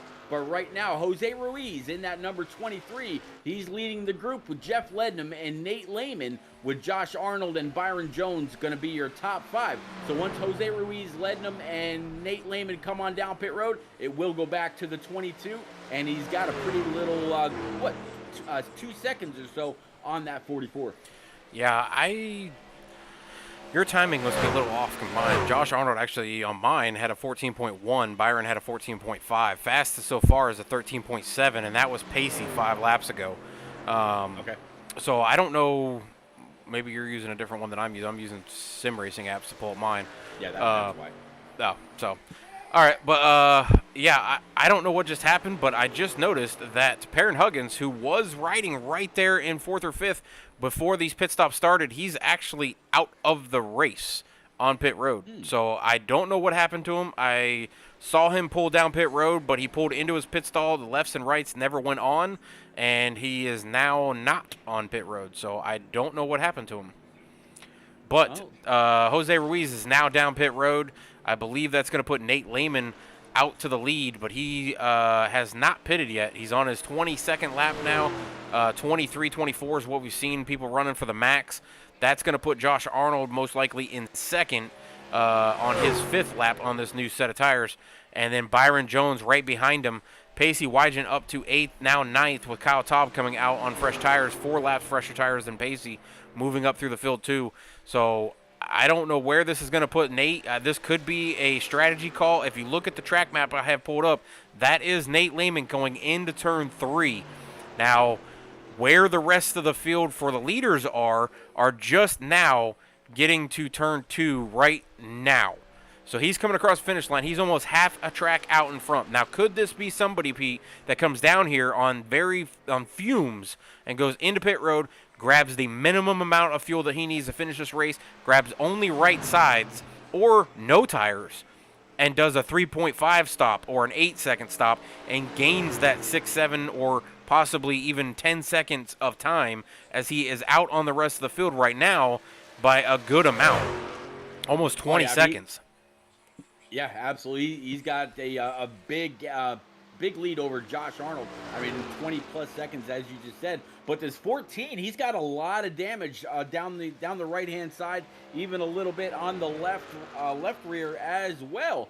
So he's got to try something with that damage. He's not going to have the speed to be able to compete with the 22 and those other guys. So he's pitting this lap. Yep, here he comes. So let's watch him in his pit stall to see if he does put tires on both sides. This is where it's going to be close. I don't know if he makes it out of turn 1 withholding the lead. He's just now getting close to his pit stall. They're coming out of turn 3. I don't think he makes it out with the lead. So it's going to be a mute point there. But that's going to put Josh Arnold back to the lead with Hunter Peach trailing him only by, it looks like, 1/10. So back to the lead here as you see Hunter Peach right on the back bumper of Josh Arnold. Now, Hunter does have 1 lap fresher tires. Is that going to be really a big difference? I don't think it's going to make that much of a difference.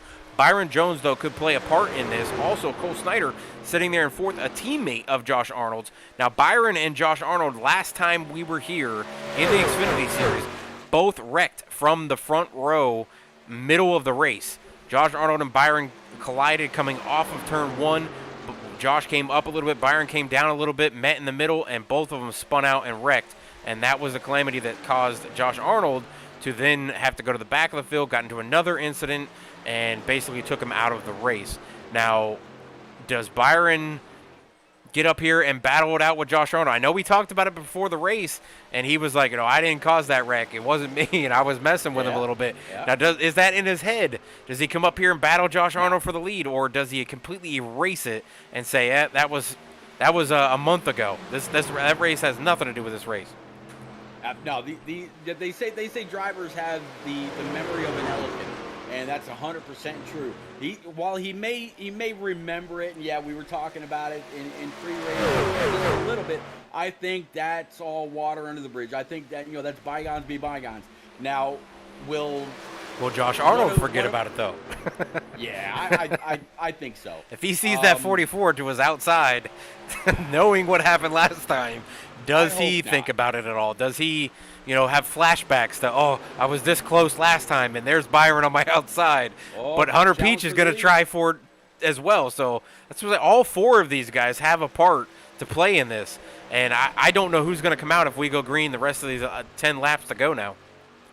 Yeah, this is absolutely playing into the 24 and the 44's hands. You see the 22 come on up, block the line from the 44. That actually gave him a bad exit going into turn number 1. See the 44 getting down underneath. 24's now. He's going to follow closely onto the back end of J-Pod and stick right there with him. That's going to more than likely knock the 44 back to P number 4. Byron's hanging tough, though. Take over P3, holding his own. Found a gap. He'll be able to hold on. Yeah, Cole pushing his teammate past the 44 there to try to get him back up to Hunter Peach. J-Paw, we've seen in the long runs be very fast. We saw Hunter Peach in that very first run that was very long after the first lap wreck, have a very fast truck towards the end of a run. We're only, 8-9 laps into this run here. We're getting to that point where it's the middle of the run.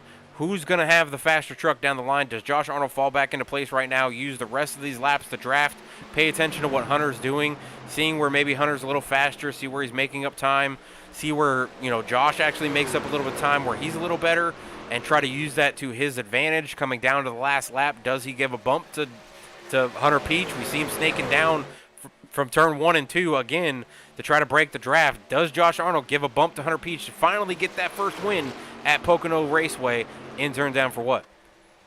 I don't think so. Josh Arnold, he races with a lot of integrity. We've seen contact, here and there, whatever. Every now and then, even the guys that have raced with him for a long time, they'll mention Angry Pa instead of J Pa or Happy Pa, whatever. Every now and then, but I don't think J Pa would actually just all out drive it deep into 3 in order to wreck somebody. I think he'd race it clean. I don't know if he would turn him. I think he might give him a little bump if he gets to the back bumper, just to get him up out of the groove a little bit, or rattle his cage. The old Dale Earnhardt, when he spun Terry Labonte at Bristol, said, "I didn't mean to wreck him. I just meant to rattle his cage a little bit."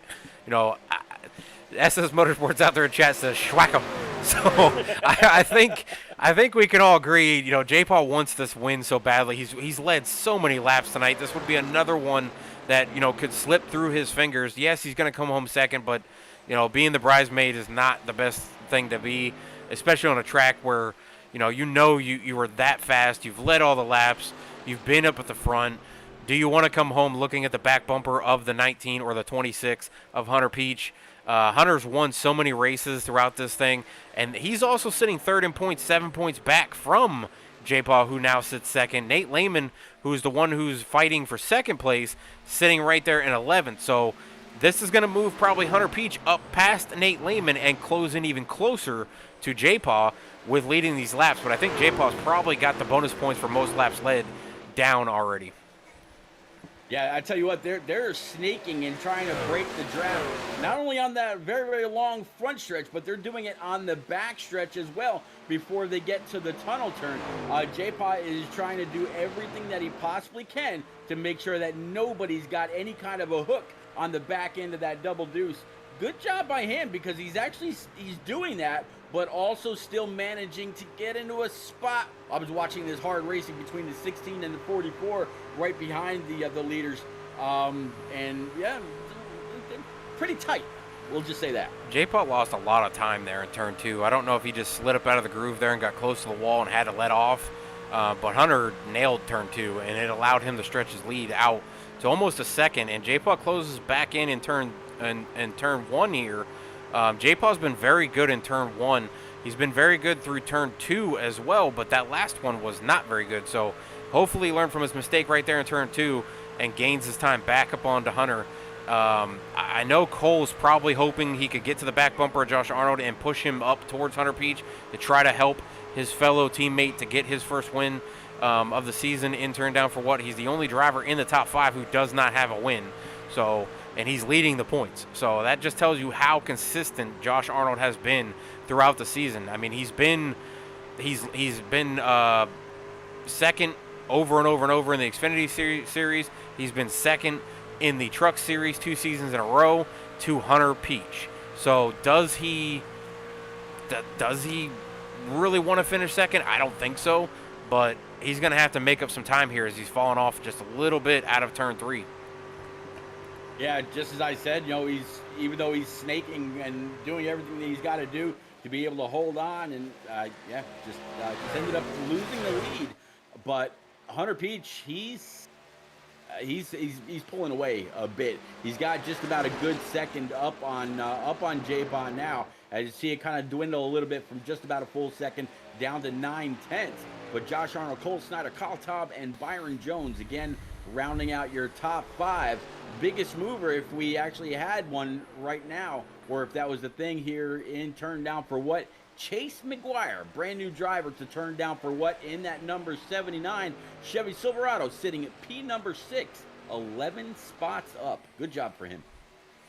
Yeah, I was sitting here trying to remember where Schwackham came from, since Shad and I usually do the the quotes from movies and stuff, and it's actually from Matthew Axelson from Lone Survivor, when they caught the 3 Afghanistans who were pushing goats up the hill and interrupted their whatever you want to call it, looking out for Rick James with no ears, Afghani leader or Taliban leader. And that's what he said about getting rid of the 3 guys that they caught was Schwackham. So I think that's what Shad was referencing. So I'm glad I picked up on the movie quote there, but it was racking my brain. I was like, Schwackham, I'm like, where is that coming from? And I should have known, because last week I actually called Chris Murphy a different name, and I called him by the name of the actor in that movie, which is Mike Murphy, who he was portraying. So luckily, I did watch that movie a few times, and I should have picked up on it, but I did it now. So we have 4 laps to go. Hunter Peach leading the race by almost a second, little over 7/10, 8/10 out of the turns. It's been a great race so far. 2 cautions. I know, I know J-Paw's probably praying and hoping that there is a caution, even though he's probably prayed and hoped in the past that there isn't a caution. But I would say at this point he probably hopes that there is a caution within the last 4 laps here before they get to the white flag, to try to bring him a little bit closer to Hunter Peach so that he can get to that back bumper. I'll tell you what, the 19 coming off turn 2. It was close. He just about sent that right rear into the retaining wall, but was able to keep digging, mostly in the right direction. I don't see anybody really guiding that outside wall much anymore, Swats. Not like we saw earlier. Now everybody's trying to break that draft. Top 4 now pulled away from the 44 of Byron Jones. A little bit of time between the guys, but still, they can see each other in this finish. Sometimes at Pocono Raceway and a couple of other tracks, you get such separation that you don't even see the guy anymore. There's no contest for the top 5. These guys will be at the line, one right after the next. Yeah, and Byron has been really fast on the short runs. He's been able to stay with the leaders and stuff, but then on these long runs, he does eventually fall off the lead pack, and they get a little bit of separation. We saw him out, I think, almost 5 seconds on the first or the green flag stops before the caution came out, and then now you see him falling off to about 2 seconds off the lead pack. He might be able to come up, though, if these guys start racing side by side. We got 2 laps to go now, Pete. And you know the rest of these guys sitting second, third, and fourth with J-Paw and Cole Snyder and Kyle Taub, even though they're close friends with Hunter Peach as well, you know they're not going to just settle for their positions, I wouldn't think. I would think if Kyle Taub can get to Cole, then he would go side by side with Cole, which may bring Byron back up into this mix. I don't know. I think with the difference from first to second, second to third is another 2 or 3 tenths. Third to fourth is a couple more tenths, and then back to Byron Jones from the lead, almost an easy 2 seconds. I just think with how hard it is to actually draft up to the person whenever there's a little bit of a space because of these turns here, Pocono, it's going to be hard for Josh Arnold or Cole Snyder or Kyle Taub or Byron Jones to even get back up to this to Hunter Peach. I think Peach has this well in hand with the white flag out. Yeah, and I know J-Paw is probably going to be kicking himself a little bit, but I know he really wants to win this race. But I can say at least, you know, he's going to finish in the top 2. He's led a bunch of laps. He's led a lap, so he's going to get all the bonus points he can besides the winning bonus points. But as the points leader, I think this is a great night for him at Pocono. He didn't get wrecked out. He's not going to finish in the back like he has the last few races that we've come to Pocono. He's actually going to finish this one out, hopefully, with 1 turn to go, as Hunter Peach is going to lead him into the final turn here. It's going to be Hunter Peach driving what is the 19 on screen, but it's actually the 26 is his real number, coming out in first place, driving that Shockwave paint scheme. Coming home with his first or second win of the season. J-Paw finishing second. Cole Snyder third. 2 Cold Dog Racing teammates second and third. Kyle Taub finishing fourth. Byron Jones, your driver, Pete, finishing fifth. He's going to be looking for some change from you. Chase McGuire, newcomer to turn down for what in that 79-70, actually up 11 positions tonight, finishing sixth. Pacey Wygant making a comeback up to seventh with his incident with Papa, bringing out that caution at late in the race. Jose Ruiz bringing it home 8th, respectively. Jeff Ludnam, 9th. Ryan McCall finishes out the top 10. Yeah, they're going to have Nate Lehman in his 14. P11. P12 is going to be Terry Radford in his 60. The 71 of Papa Bear. P13. P14 is going to be Michael Fleece in that number 4. In the 18 truck is going to be Perrin Huggins to finish 15th. 16th is going to be the 21 of Chris Murphy, so able to make up 4 spots by continuing to run those laps. Good job by him. 4 extra points, yeah. Yep, Jarrett Manning in his number 50, P17. P18 is going to be Corey Blevins in that 48, and then to round out the field, it's going to be Zach Meredith, in the 17th, P19.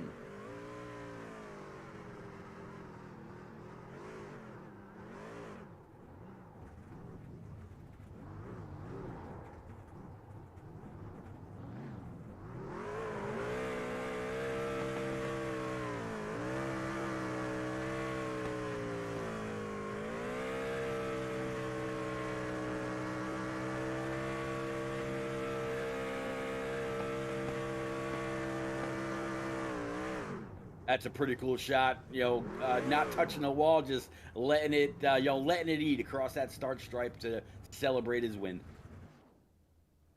We'll go to intermission real quick and bring the top 3 up into the booth, and we'll go to Burnout Lane for the victory and talk to the top three finishers.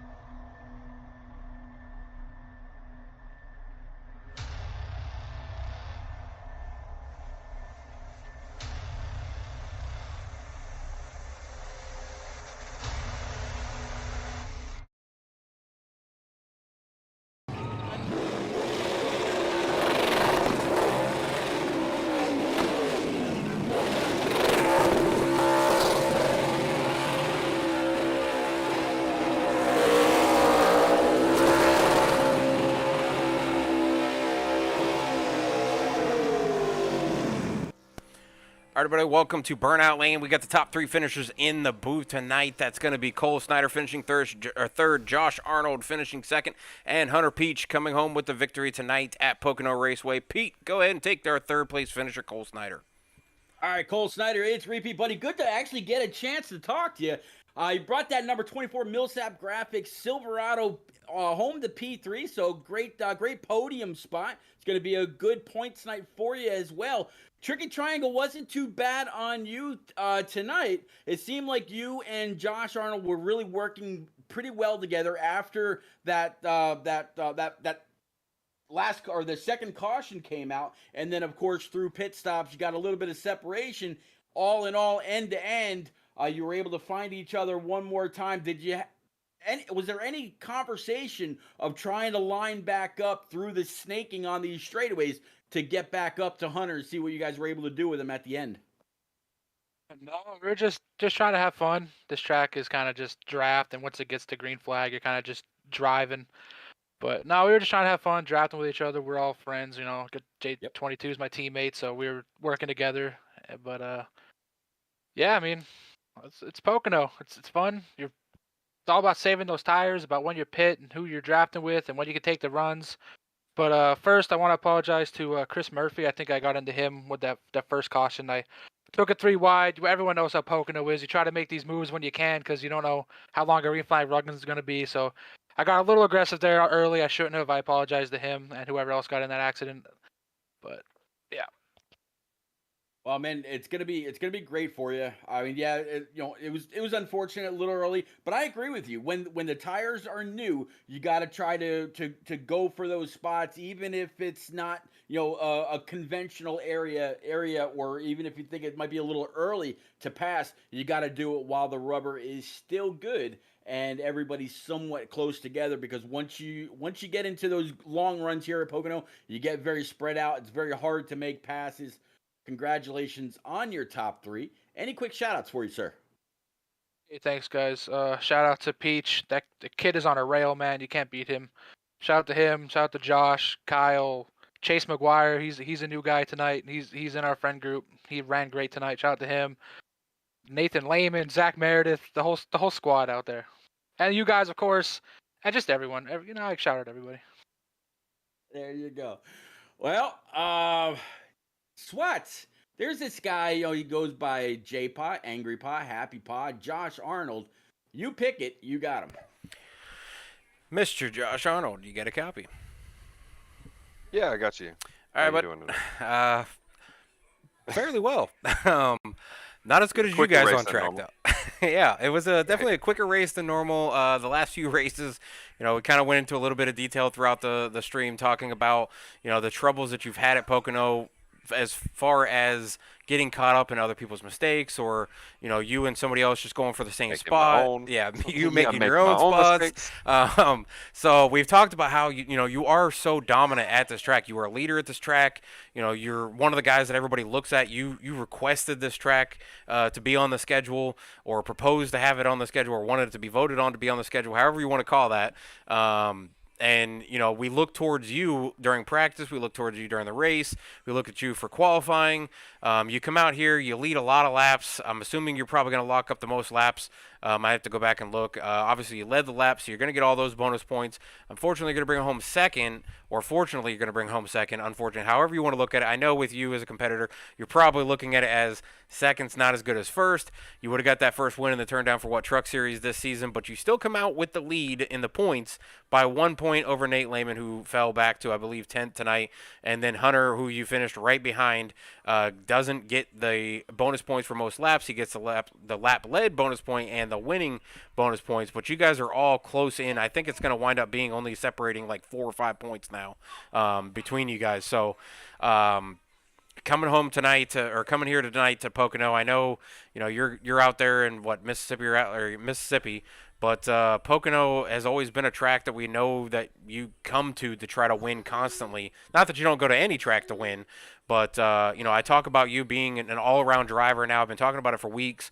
Where I just feel like you have upgraded so far from the console siders, where everybody always looked at you as the super speedway guru, which I still call you the super speedway guru, and I will forever until somebody else beats you out in a fuel mileage saving race and fumes his way to a win at Talladega. But all of these other tracks, Dover, a road course, Pocono, Martinsville, all of these different style tracks, and we see you in the top 10, most of them top 5, if not in the top 3. You're consistently in the top spots in the standings, 2 seasons in a row now for the trucks. 3 seasons for the Xfinity. You've always been there. You finished second, 3 times in the Xfinity, or twice in the Xfinity series. You're in the top in the points this season for Xfinity. You're first in points for trucks. You finished second in points last season, behind the guy who won tonight. What do you have to do the rest of the season, and what happened throughout this race for you to finish second? Gotta shake that Chase Elliott mentality off. I haven't won a race. I'm the only one in the top few positions that hasn't won a race. Hunter got his second tonight, so congrats to him for sure. He is really good, and that's who I was coming in trying to beat, him and Blevins and Cole.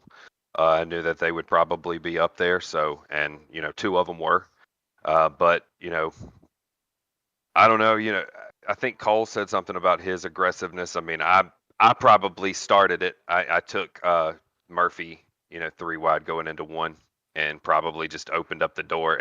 Once I do it, everybody else is like, well, if he did it, I'm gonna do it. So you mean you're definitely passing 4 people in turn 1 down the backstretch? I didn't mean to go from 7th to 3rd in a half a lap that first, but I knew that I had a truck that needs to get up to the front.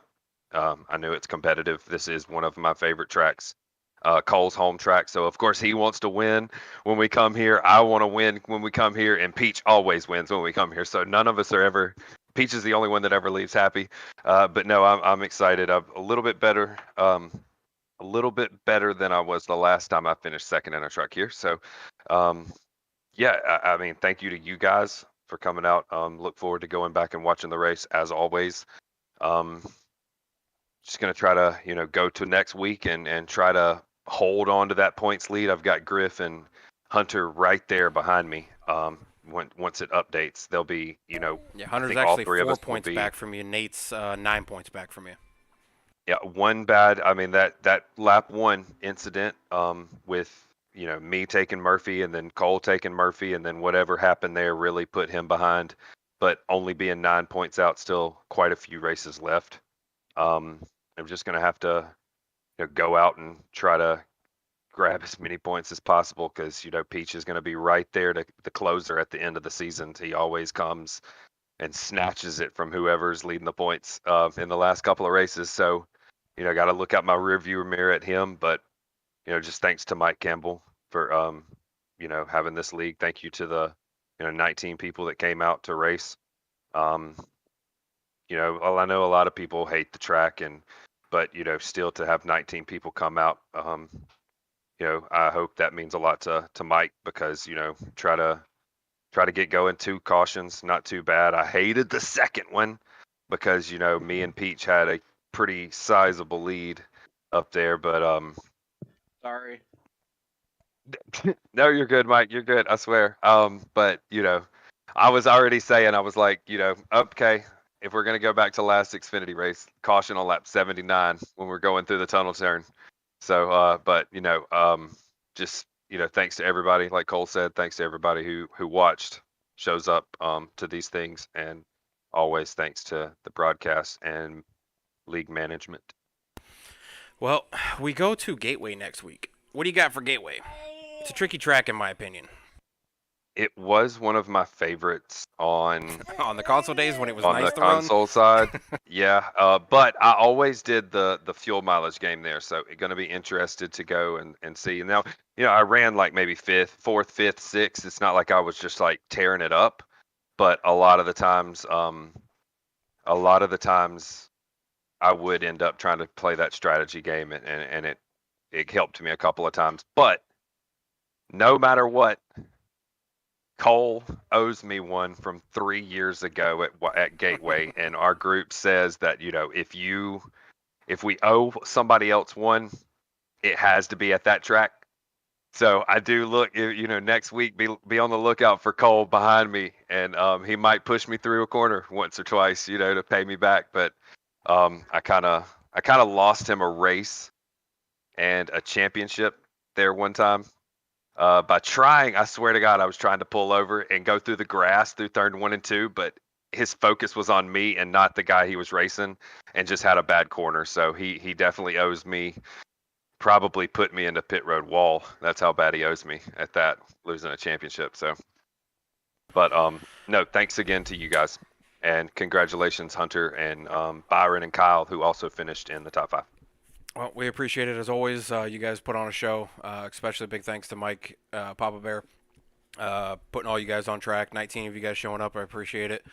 It would have been tough with only 10, 15 of you on track getting separated. But 19 makes it just a little bit easier to communicate with Pete and figure out who to watch, and there's action on track. So with Pocono, it gets a little hard to find action on track sometimes with you guys getting so spread out. But that last caution brought you guys all together and brought some really great racing towards the end. I was kind of wondering, my last question for you, would you have given the bump, not the wreck, but a little bit of a nudge to Hunter to move him up out of the groove maybe to get that win at Pocono that you've been seeking for a while now? There's 3 tracks I would have given anybody. I don't care who you are in front of me. It's Bristol, Dover, and of course Pocono. So yes, I would have laid the bumper to that 26/19. Pete was giving you all the credit, saying no, he won't do it. Those 3 tracks. We're at North Wilkesboro, we're at Martinsville. I'm just lucky to finish where I finished. Okay, so just certain tracks I might have tried to push him through 3. I wouldn't have definitely wrecked him. We would have finished 1-2. That's what I would have tried to do. But I will say, look, the 3 wide that I took on the first lap, I think it was because Corey Blevins was starting right behind me, and I knew I had to go. And I don't know what happened to him, but we're that's probably why I took off so fast trying to get away from him, because I knew he'd be up to the front sooner or later. We've seen you two battle it out before. But, I was talking to Pete about it, and I was like, I think he would give him the bump. It's Pocono. He's searching for that first win at Pocono. He's been fighting so hard. He's had so many incidents that have happened to, have been his issue or not his issue to take him out of the wins, and he's led so many laps here. I think he would give the bump. They're close friends. I think after the race, Jeff, I was like, I had to do it, Hunter. Sorry. Had to get that first win. So, but Pete was like, no, J-Paw, full respect. Complete clean driver on track. Sorry, would never Pete. do it. I was like, nah, I think it's Pocono. Sorry, Pete. But congratulations on the second place. Still points leader, up by 4 points going into next week at Gateway. Good luck on the rest of the season. Off for 7 Mother's races Day left. next week. That's true. Looks like we're off for Mother's Day. That's, so it's 2 weeks from now. League management just posted it, so.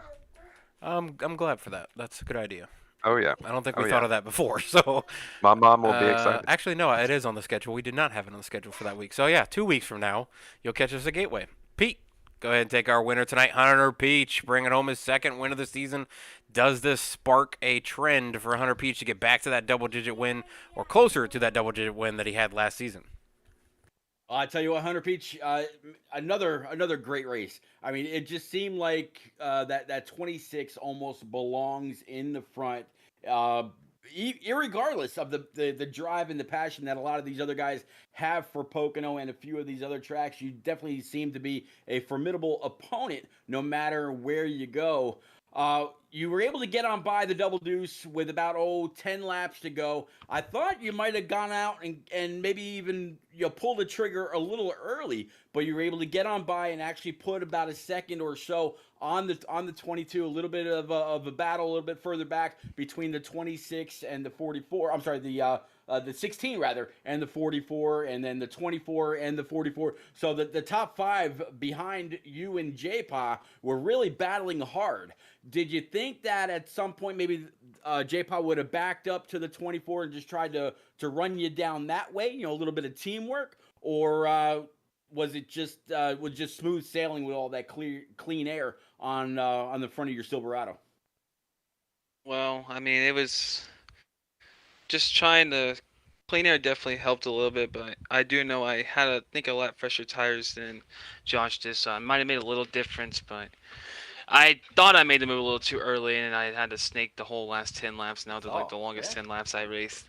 But and back on Josh's comment when he said he moved someone, he still owes me a move at Darlington a long time ago. So you might as well add Darlington to that list. Watts, I told you these guys are like elephants. They don't forget. Yeah, I told you they remember every little detail. That's why I was saying Josh was probably worried when the 44 was coming up behind him. So I know these guys remember every single incident. They probably know what turn, what lap, what track, what time of day, when it was. They remember every single thing. Elephants, It was nighttime last lap for the win.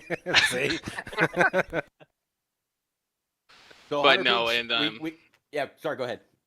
but Kurt's gonna hate me on this. I'm not really a big fan of Pocono. Never I liked really this don't track. like this. just Yeah, got I this know you're track gonna this criticize week. me. I never ran a It's- practice lap here ever.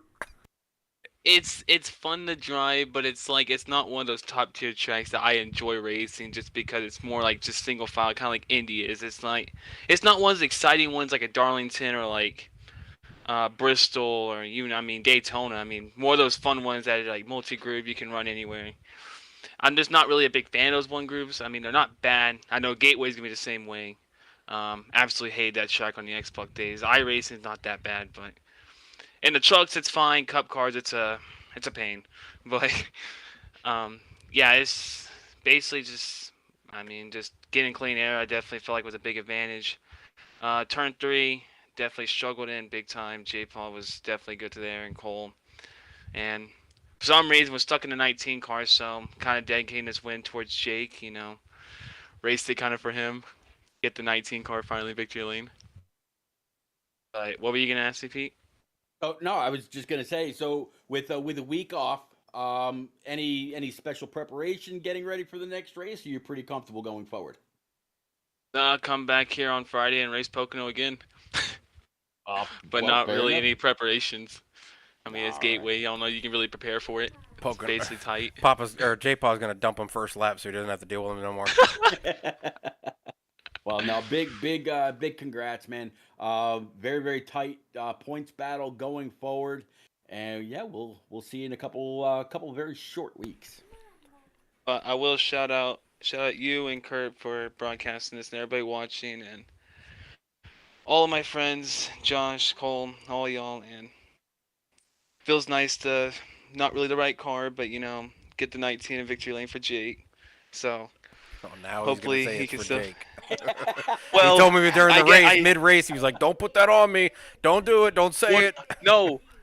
I thought you were saying, well, I'm going for you here, and you know how that usually goes, where every Hey, I time didn't pick nobody for this one. I said I was Okay. not picking anybody.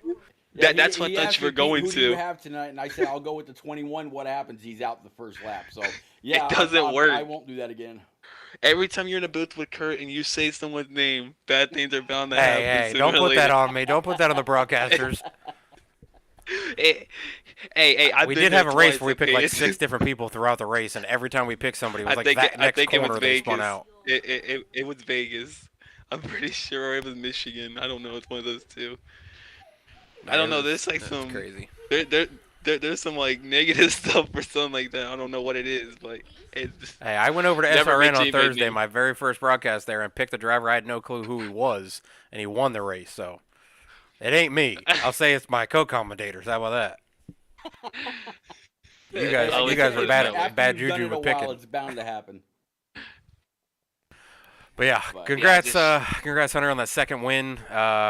Going towards the trend now. Hopefully, this gets you into that groove. And if you get into a groove, I would say I'd be afraid for everybody else in the standings. As good as you were last season, we have a lot of the same tracks that we had last season as the finale for wrapping up the season this year on the schedule. We got Gateway, which was not on the schedule, so that's gonna be the only one. Then we move to Auto Club, which I'm pretty sure you won last season. Then we go to Talladega. we didn't race there. We didn't race Auto Club last season? No, In trucks? Oh, okay, well. I never we'll skip drove that Auto one, too. Club in the trucks. Oh, yeah, here we go. Okay, that means he's going to come out and win. So, Yep, all in win. yeah, Talladega's coming up, so that should be J-Paw special with no gas coming to the end. Indy, Time for my PC to crash there.